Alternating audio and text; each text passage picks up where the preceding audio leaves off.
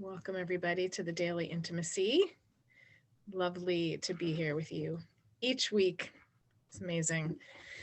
It's really nice to have this consistent checkpoint, this like grounding time to connect. And it hasn't been quite a year, but it's leading towards a year of doing this. So that's exciting. Good morning to those of you that just popped on. Feel free to say hi in the chat. Love to hear from you. And as we begin, we are going to do a centering. So I invite you to find a space to lean back, straighten your spine if that calls to you, lie down if that calls to you, stand up, wherever you find yourself in a space that feels good. I invite you to have a nice, deep breath in and exhale.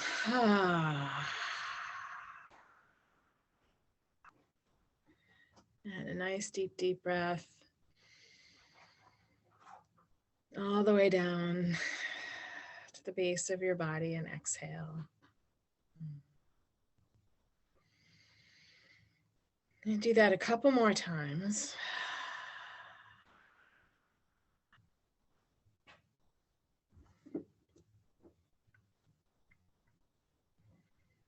Yeah, and I'm going to invite you, I'm just going to invite all of us, whether this resonates for you in the way that you understand it or not, doesn't really matter, but I'm just going to invite all of us to raise our vibration a bit. Whatever that, you might have your own practice, and so go ahead. And if not, and you're just along for the ride in a way, I'm just going to invite you to meet me where the light is shining brighter.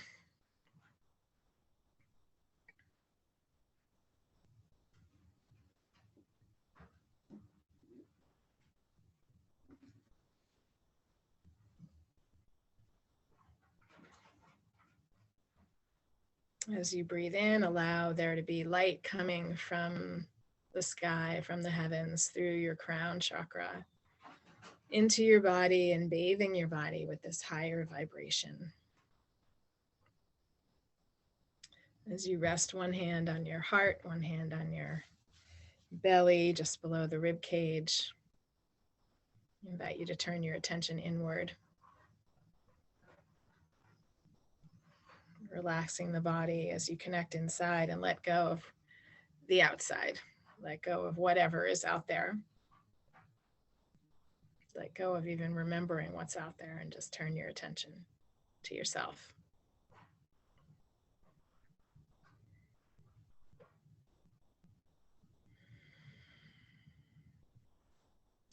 Breathing into your hands,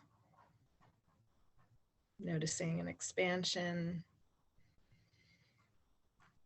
And as you raise your vibration, more of an expansion. Feeling the light.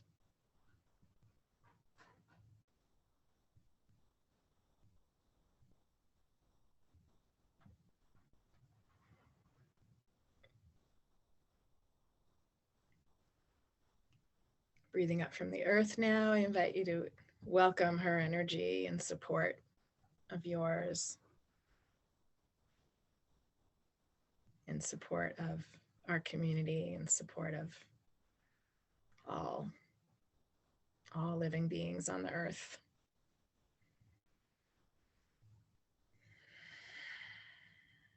Breathing that in, bringing that energy up to your heart. And there you can see the mixing of the light coming down and the earth energy coming up. And your continued attention to yourself.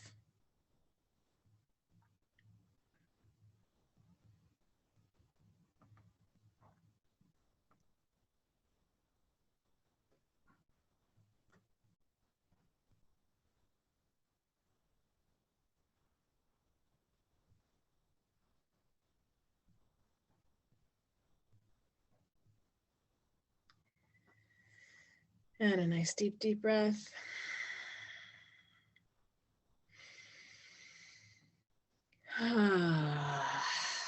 Exhale, sound, sigh, song, whatever comes out. Any little micro movements to come back to the space. Maintaining that higher vibration, you can open your eyes and come on back. Lovely to see all of you. I just have to take a peek down my screens. Welcome, Beth. Oh, so nice when you're here. Hey, Denise, Jim, Deb. Got some new people. Karen, not new, but returning. And if you're here for the first time, welcome. Love to hear from you in the chat. Love to invite you to have your video on no matter where you are, if that works for you. I know sometimes it doesn't work for everybody. And I'm really happy to introduce my friend Kelle Sparta, who I have known for a very long time, 2006. We were just remembering about that time when we got connected in community here in Boston. And Kelle and I have just interacted in so many different ways, from attending workshops together to leading things together to painting walls in my house together to all kinds of things. And now Kelle is down in Virginia. So she has defected from the cold of New England a couple of years ago now. Yeah, and Kelle is like just a powerhouse of healing, and really excited to have you here and have you bring your gifts. And there's so many possibilities for today, and I think, you know, we'll see what comes, and I think what we spoke about would be lovely, but who knows. So I'll turn it over to you to add anything else about yourself that you want us to know. And I think you've got do you have two screens, Kelle? No. Okay, just one. Okay. No, I'm looking at you. You're on, I have a massive screen. So you're on the far left of my screen. Got it. Okay.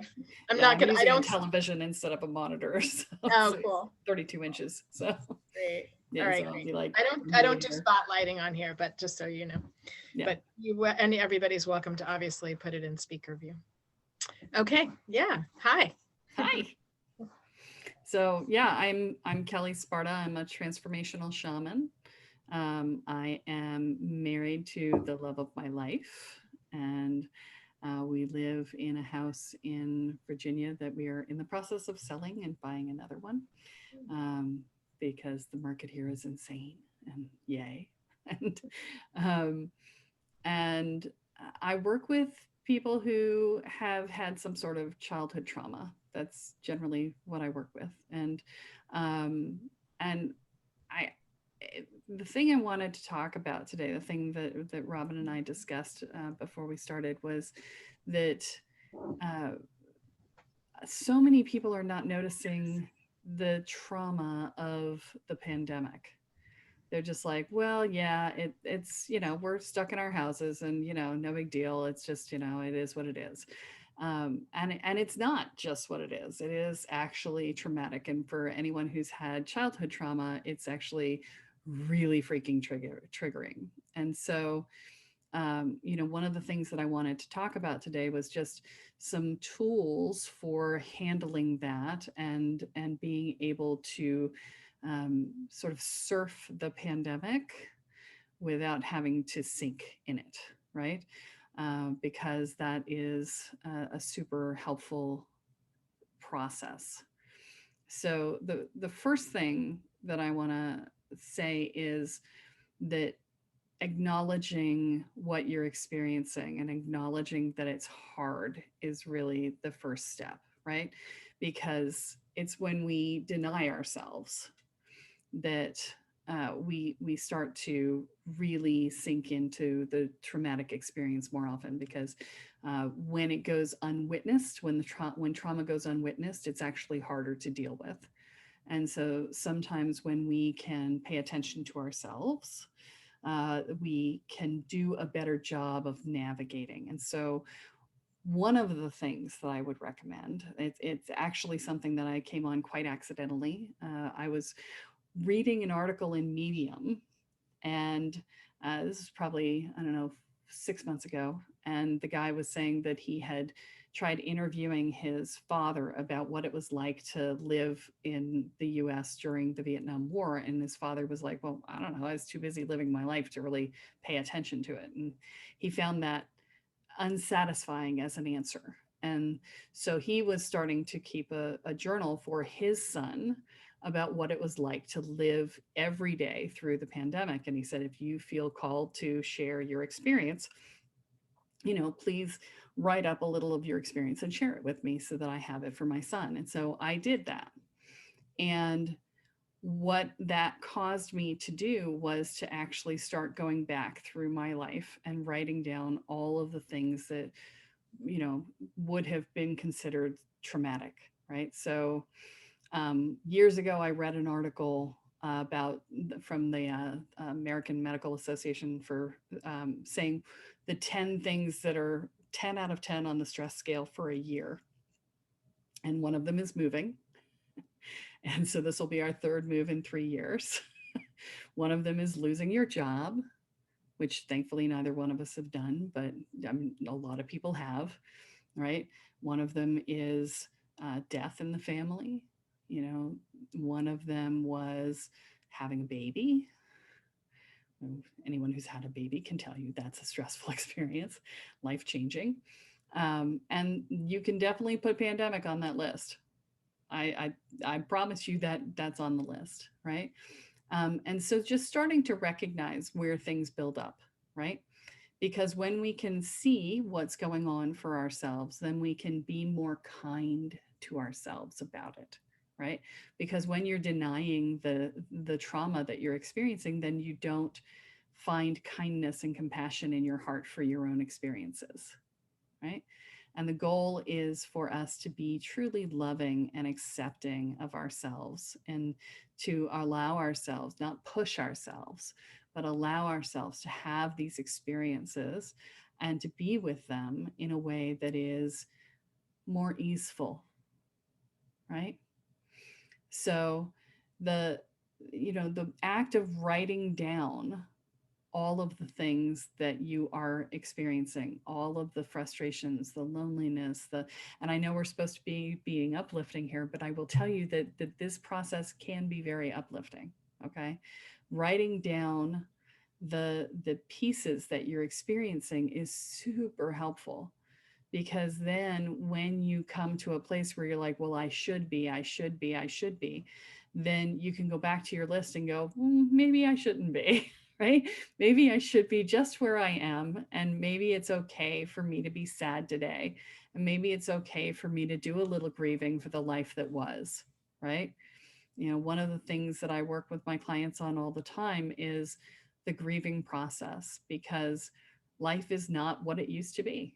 And we are all in some way grieving what has been and what can't be right now. And letting that grief out instead of shoving it down is a way of releasing it and allowing yourself to accept where you are now. I have a podcast as well. It's called Spirit Sherpa, and there's actually a sound healing for clearing grief on that podcast. I'm going to give the link to Robyn at the end, and she'll send it out in the email. So if you're not on the email list, you'll want to grab that. You'll want to get on there so that you can get that link. Robyn says, I love the idea of expanding into what we are feeling in the forefront or the shadows and allowing the feelings to be there. Yeah. This is the thing, is that there's a tendency to just like stuff those emotions, right? Just be like, no, I don't want to feel that. I don't want to feel that. I don't want to feel that. And then to hold it in, you surround it with this anger, usually, because the anger is your inner child being angry that you haven't acknowledged the feelings that they're feeling. They're like, what do you mean you're not going to listen to me? Ah! And then it becomes this armor around our heart, right? And so, and yes, intimacy equals into me you see, which is absolutely true, Robyn. And we have to first be willing to be seen by ourselves before we can be seen by others, because we have to admit our own feelings to ourselves first. And so when we allow ourselves to be sad or to be lonely or to feel lost, it's okay, or to be depressed. I developed a process when I was younger that I found really helpful for a long time, and I called it my wallow spot.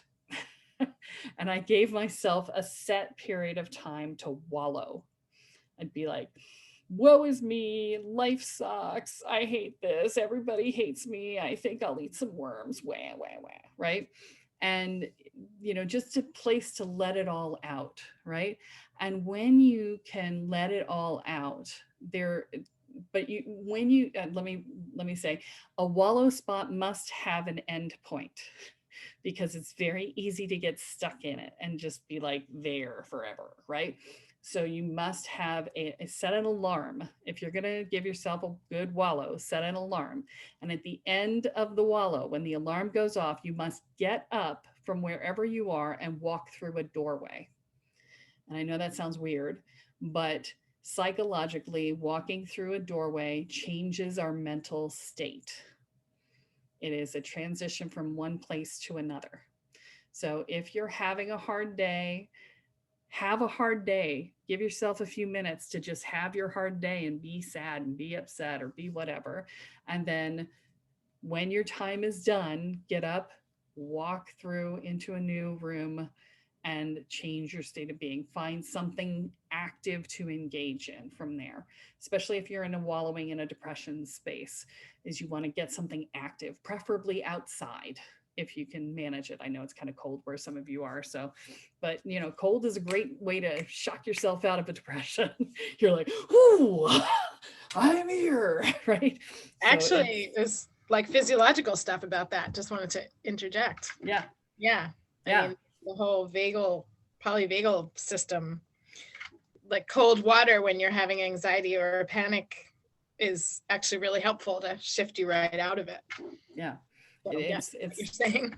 Yeah, it's a great way to do it. So if you're in a warmer climate, you could walk outside, take your shoes off, and put your feet in the grass. That is super grounding and super comfortable. And you could do it in a colder climate too, if you don't mind your feet getting really cold. But again, that vasovagal response. But these are techniques to be able to release the buildup, because we don't really have any place to put it. We're not going anywhere. We're not doing anything. And so there's adrenaline from the buildup of anxiety, and then there's depression that's building up, and there's all these things, and there's all these articles going on around burnout. If you look across all the employer platforms on Google, they're all talking about employee burnout, because we are still trying to do full days worth of work in the midst of trauma, which is ridiculous. And then we have no place to put it, right? So we drown ourselves in booze or TV or whatever, right? It's not making it go away. So what we have to do is we have to clear the decks. And the only way to clear the decks is to let yourself feel the emotions, right? We think, well, if I shove them down, then I don't have to feel them. Well, no, you actually just feel them for longer. They just stay there and they just build up and build up. So you're much better off to just give yourself the space to have the feeling in the moment, let it go. And most emotions are fleeting, right? So, that's the sort of piece of the puzzle that we don't see, especially if we've got trauma from earlier on in life, is that we're like, I can't deal with the emotion. You're an adult now, you can deal with the emotion. As a child, you might not have been able to, but as an adult, you can deal with the emotion. Let yourself have your emotions. So I just wanted to take a minute to ask if anybody has any experience that they'd like to share about this, or a question that they might have. Does anybody want to talk about their experience with this, or ask a question? You can put me in the chat if you'd like. How we do it here, Kelle, is if anybody wants to share, they put me in the chat, and then okay, and then gotcha. invite you to unmute. But I think I just wanted to say that it feels really helpful, Kelly, to do inventory about all the feelings that have come up around, what's been going on for the last 10 or 11 months. Because I think there's a way we can, at least speak for myself, I can get into like kind of, okay, I can do this, or I'm going to get through this, and yeah, it took a while for me.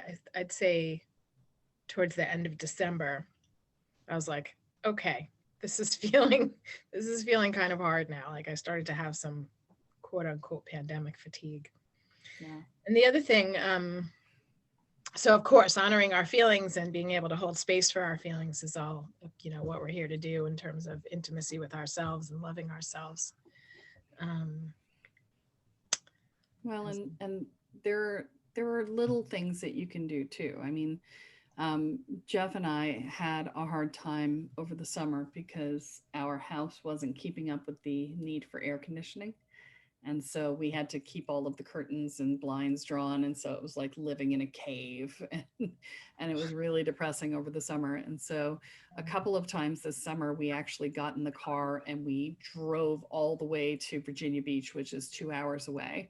The first time we did it, I did it specifically on a day when it was torrential rains and flood warnings because I didn't want to be exposed to a bunch of other people on the beach. And so we drove out 2 hours, spent 45 minutes in the rain on the beach, getting soaked to the bone, and then drove home. And that was what we needed as a break, and we did that again later in the season when after Labor Day, when most people had gone home. So don't be afraid to just do something that takes you out of the area but still keeps you safe, right?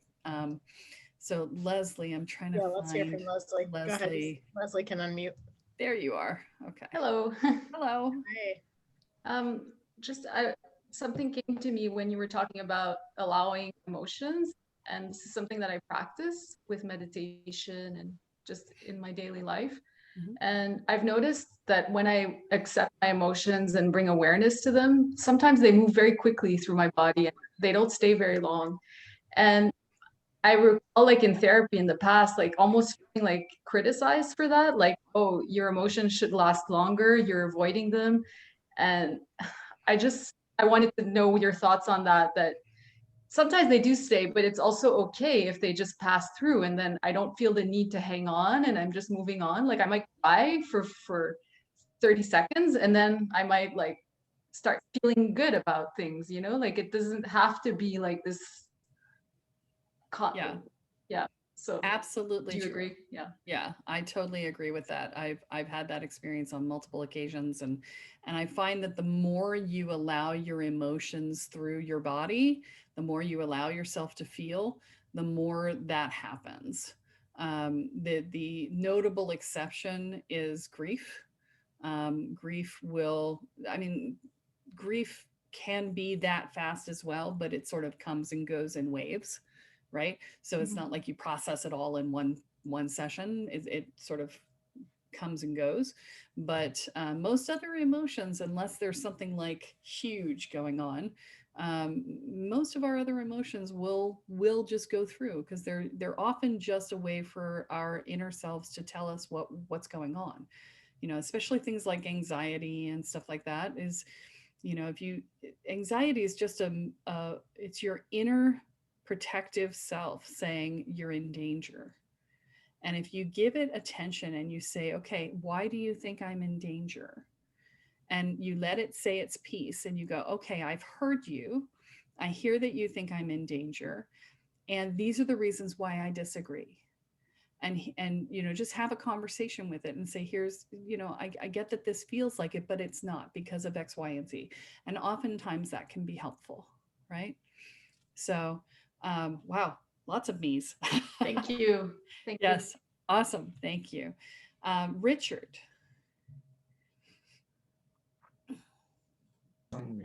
Hi.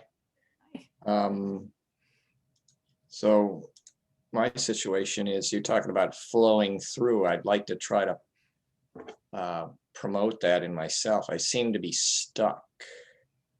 Okay, what are you stuck in? Since this began, something triggered in me. I was much more anxious than I thought I'd ever be in a situation like this. And that went on for a month or two. But then since then, it's just, it's 10 months now and I'm still kind of in a funk. I'm just not myself the way I was before this. Yeah. So the Just first like thing, this is a change and I have to accept it. I know it because I'm a yoga instructor and I understand the whole thing about transformation and healing. And so a lot of deep stuff with me coming up and it just seems to go on and on and on. yeah. So what do I do? From a transformation perspective, we are in an enforced hermitage. And the hermitage is designed to bring all this stuff up, right? And so in one way, you're exactly where you're supposed to be. But in another way, excuse me, there is one thing that I can offer. Well, maybe more than one. So the first thing I would say is recognize that your fear is not invalid. Every time we step out of our house, our life is in danger. And so to say it's a real thing, right? There's a chance that you could catch COVID and that could put your life in danger. So, to recognize that that's true is helpful, right? Yeah, I do that. Yeah. That's past that part. Yeah. And so that helps. Staying away from the news will help a lot. Past that part. Yeah, because that will amp us up, right? And that the news is just designed to amp up fear. But again, so you said you're feeling in a funk. Are you feeling in a funk? So as a yoga instructor, I would imagine that you might be feeling a bit lonely because you don't have your students. Only no classes, no groups, grieving that. I'm with my family. Yeah. My two sons, one of them is going to take off in a few days. He's been here 9 months or so forth. Yeah. Building a van to go cross country. So I've been helping him with that. But it's funny, I just can't get used to this or accept my situation. I want to just sort of feel that release. It's like, okay, I'm accepting this, fine. Right. But it just isn't happening. There's still kind of a. Well, my sense for you is that it feels like there's a loss of purpose. Yeah, some of that. Yeah. And so what you may want to do is try and redirect that purpose in another direction for the time being. Maybe by sharing the tenets that you would share in a yoga class with people online or with friends. Maybe you run some online yoga classes just to do something that feels familiar, right? But the purpose is the piece that as I feel into your energy, it feels like you're feeling like you're drifting, and that's frustrating. And finding that purpose again would probably be really helpful for you.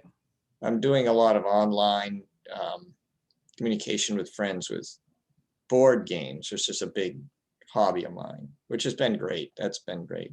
But yeah, I think on the spiritual side of things, I do participate in a few book groups for spiritual book groups and yoga classes. But as far as leading something, creating something myself, yeah. Yeah, and that's the sense that I'm feeling, is that the leadership piece is missing for you. Okay. There's a way in which you just look to redirect that leadership. Okay, thank you. Thank you so much. You're welcome. All right, we have Doug and then Sense. Yeah, I was thinking about, what you were saying about letting the feelings just flow through. And I was thinking about how that works for me. And what came up is I used to have trouble with depression. And for me, if there's sadness, I feel comfortable just feeling sad and letting that pass. But with depression, it used to feel like more like I was at least afraid that I would kind of get pulled down into this like swamp, this quicksand, and kind of never be able to come out. And so I was just wondering, do you distinguish something like sadness from depression, and do you consider depression an emotion, because that's sort of ambiguous to me? Yeah, and that's a really good question. Anger and depression are kind of the exceptions to the rule. It's okay to be sad and wallow in the sadness. Depression tends and anger tend to be self-fulfilling. So the more you go into them, the more they generate, right? And so the key with anger is to go into the thing that's underneath the anger, since anger is a secondary emotion, and recognize what the trigger was underneath the anger. With depression, it's about finding other places to be and other things to do, and then addressing the depression from other angles, right? Because depression is very complex. It can have chemical reasons, and it can have emotional reasons, and there's a lot of different pieces and parts. Um, so depression is one of the few things that I would say don't go into it, right? But instead find ways to be happier. So, a gratitude journal is super helpful if you're struggling with depression. Obviously, talking to a therapist is helpful when you're struggling with depression, or even a psychiatrist. I will say, and I tell this to everybody because I experienced this, if you combine large quantities of vitamin D, and by that I mean like 50,000 IU loading doses of vitamin D, and large quantities of calcium that you're taking at the same time, it causes a chemical depression in about 40% of the population, and almost no one knows this. And so I ran into this at one point in my life, and I am not somebody who ever considers suicide. It's just, I'm like, I'm not giving anybody the satisfaction. I'm that person. um, and I found myself wanting to jump off a bridge.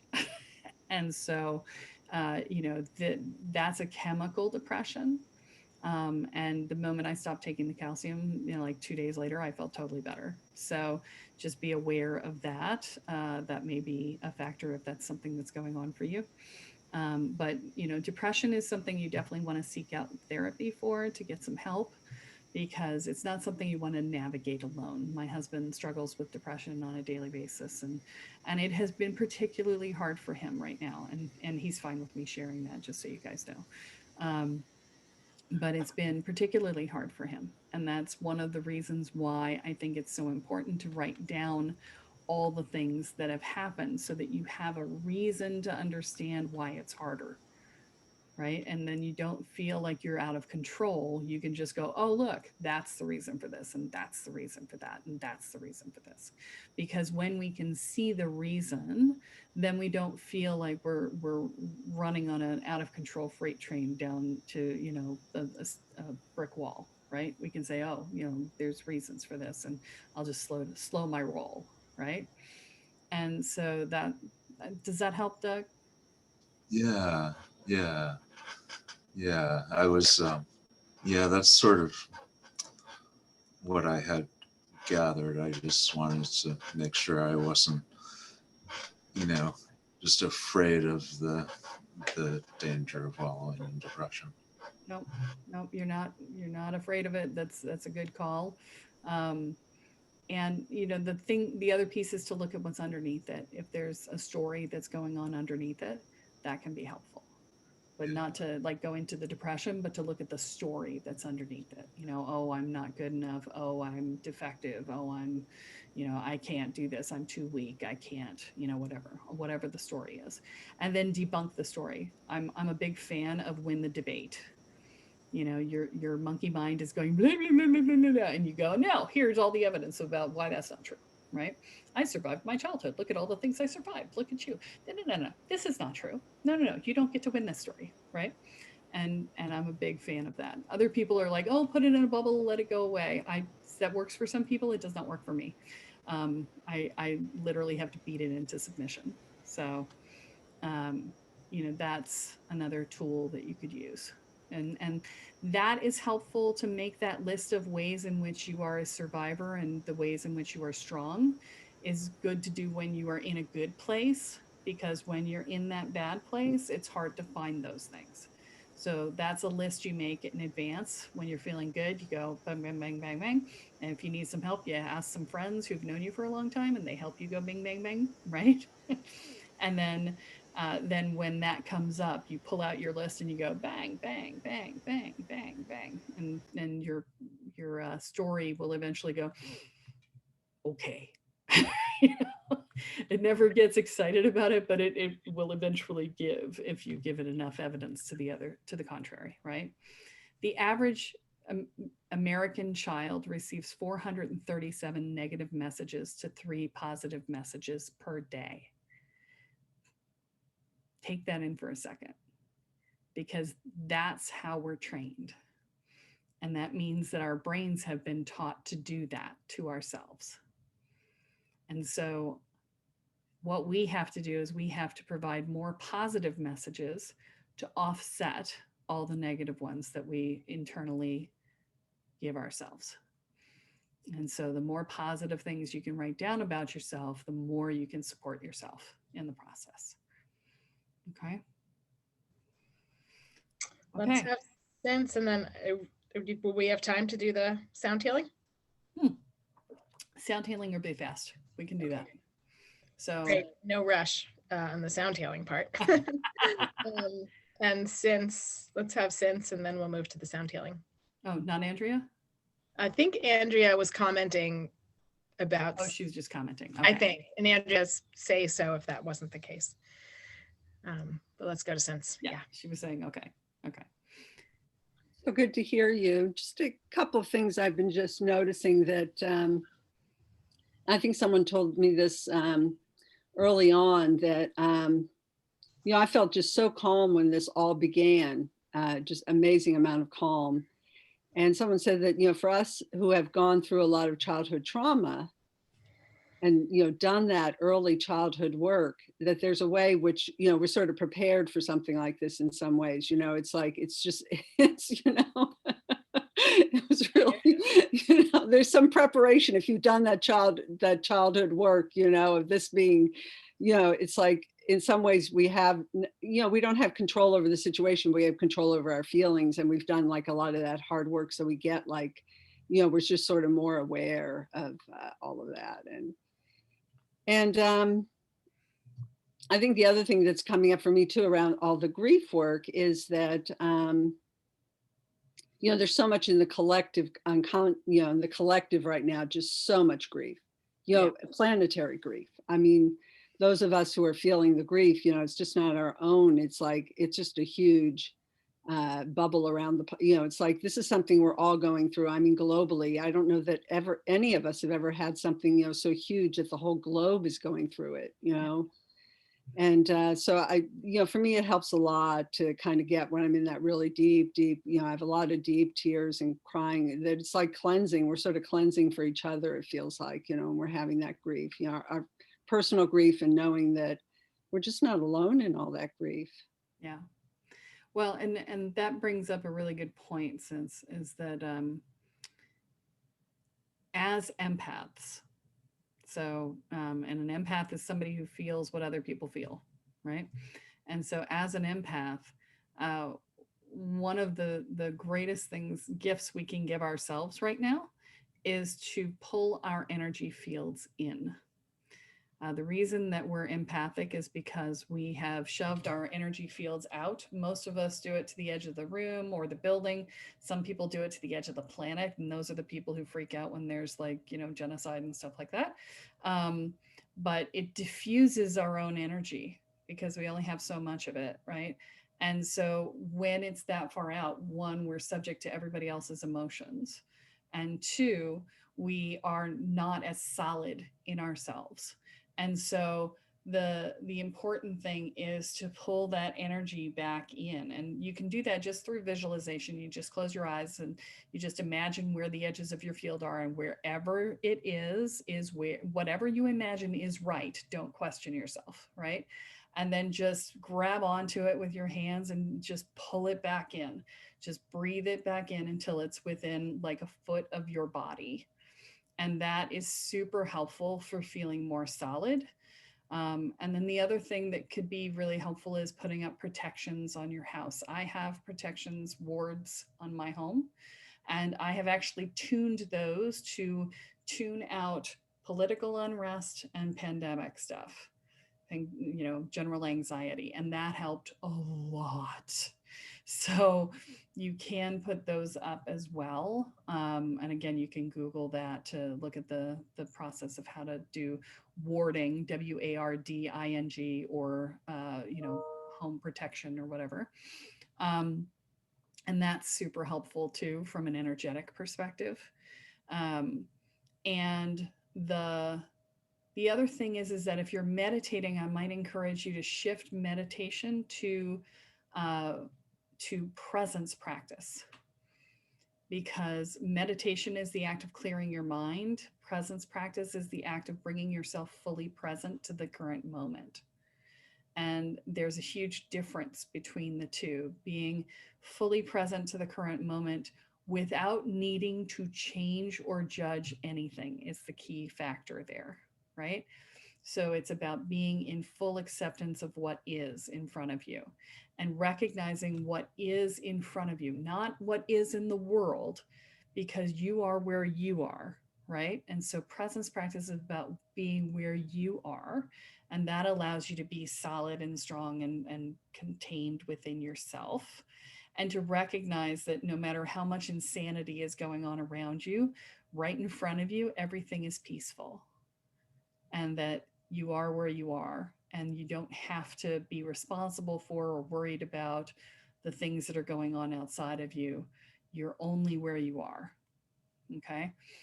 Because, you know, especially if you had a challenged childhood, responsibility is a huge thing. You take responsibility for absolutely everything. And, you know, getting a little bit smaller in your responsibility world is super helpful. Right. So, did that make sense? Did anybody have questions about that presence practice? Okay, all right.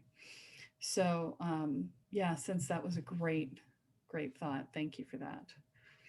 So, okay, we didn't have anybody else, so I'm gonna go into a sound healing now, and I'm gonna take a nice sip of water because my mouth is drying out. So what I'm going to suggest, and I'm going to turn my volume down because I can get quite loud, but I don't want to peg out your microphones, but or your headphones. But the what I'm going to suggest is that you find a comfortable place to be. Now, a sound healing, this is probably going to be different than any sound healing you've experienced if you've done one before, because most people use instruments and bowls and stuff like that. I use my voice. And it may or may not sound pretty. Oftentimes it doesn't. When it's sounding pretty, it's because I've found a block in the group and I'm working through the block. Okay, so find yourself in place. If you are driving, please do not do this now, because people have told me that they journey when they do this. So if you're driving, then I'm going to suggest that you tune out for now and come back and listen to it later, because it's not safe to listen to this and drive. Okay.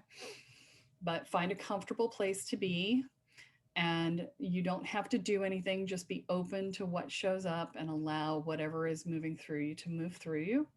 I'm going to do the healing for the group. So what I'm going to be doing is tapping into the energetic of the group itself. Every group has what's known as a morphic field, which is the collective energy of the group. And so the things that are common amongst the group are going to be the things that I'll be working on. And I don't know what those are. I'll find them when I tap in. I will be channeling, so my voice may sound differently. It may sound, I have several shamans that I channel. One's Mongolian, one's Native American. Sometimes it's just me. Sometimes it's some other pieces, but I'm going to be doing that, and the sound will just move through you and just be with it. And then it's probably going to be, I don't know, I can never tell how long it is, but it's usually somewhere between 5 and 20 minutes, but it'll probably be 5 to 10 minutes. Okay. So any questions before we get started? That works because we finish at 10. So Perfect. Okay. So I'll keep an eye on it, make sure we're done at 10. Okay. All right. Let me turn my sound down so that I'm not blowing people's speakers. Okay. And here we go.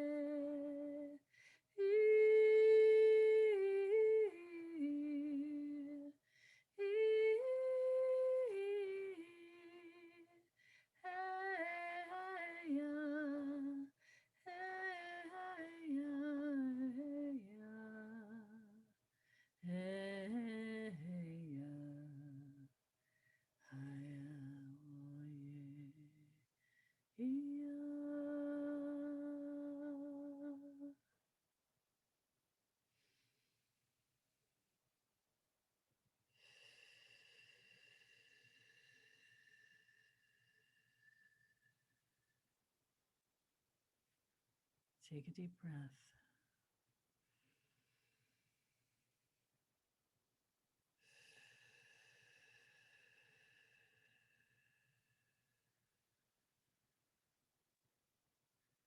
And another one.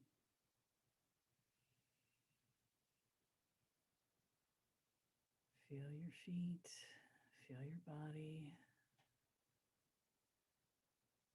Come back into yourself if you've journeyed.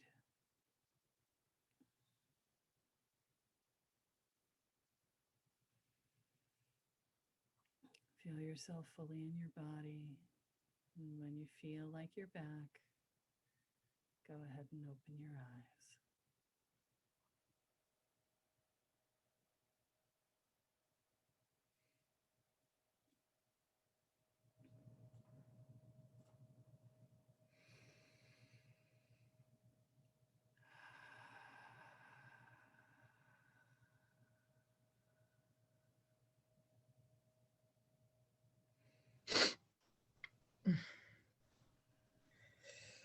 Okay. Thank you, Kelly. That was awesome. I didn't really want to come back into my body. I know. I had to, though. We're almost at 10 o'clock. Normally I would give people a little more time to come back in, but yeah. Oh, that was awesome. Thanks. I really felt a big shift. So thank you personally for that. Yeah, there's we did quite a bit of grief clearing on that. If you're feeling like you have more of that to do, I would encourage you to seek out the grief clearing podcast that I did. I'll give Robyn the link. My students are using it over and over again. They say they're just pulling away layers and layers of the grief. So that's there as an option. And then you can always re-listen to this. It'll work again every time you listen to it, right? Great. Yeah. The recording will be out later today. Yeah. Thank you so much. Thank you, everybody. That was really powerful. And it was so lovely, like Denise said, to have the group sharing. And yeah, it's really beautiful. Thank you so much. Thank you, everybody, for being here. And I hope this is a good start to your day, like April said, and a great start to your week. And I will see you next week for our community gathering. So namaste and thank you, everybody. Lots and lots and lots of love. Thank you so much, Kelly. Thank you for having me. You're welcome. That was beautiful. Thank you, Kelly. Thank you. Thank you. Very welcome. Thank you. My pleasure. Thank you. Awesome. Thank you. Love. Workshop, nobody wants to go. I know, exactly. Have a beautiful day. Bye. Bye. Bye, everybody. Hey, Beth, I can see you now. Mwah. Love you. Thank you. You're welcome. You're welcome, Karen. Thank you, especially Kelly. It was very informative and useful today. Oh, And good. Robyn, thank you too. You're very welcome. You're welcome. See you next time.